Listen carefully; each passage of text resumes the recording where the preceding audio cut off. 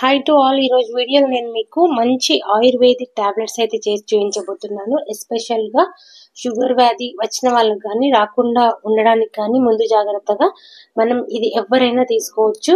So 13 years age దాటిన వాళ్ళు ఎవరైనా కూడా తీసుకోవచ్చు.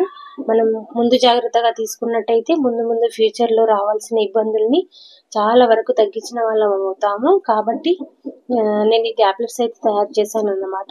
చాలా ఈజీ అండ్ చాలా హెల్త్ బెనిఫిట్స్ ఉన్నాయన్నమాట.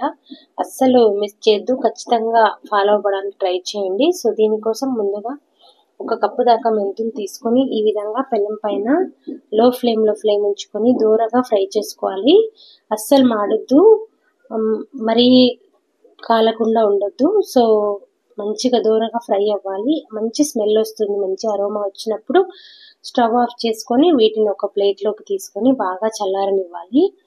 సో వేడిగా ఉన్నప్పుడు మిక్సీ పట్టినట్టయితే మిక్సీ జార్ అనేది పదును తగ్గిపోతుంది, మనకి పౌడర్ కూడా అంత సాఫ్ట్గా అవ్వదన్నమాట. సో ఈ విధంగా ప్లేట్లోకి తీసుకొని బాగా చల్లారిన తర్వాత ఒక మిక్సీ జార్లోకి తీసుకొని మెత్తటి పౌడర్ లాగా మిక్సీ పట్టుకొని ఒక సీసాలో స్టోర్ చేసుకోవాలి.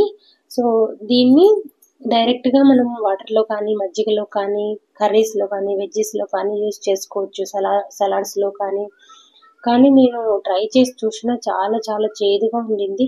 అస్సలు తినలేము అని అనిపించింది, అంత చేదుగా ఉంది.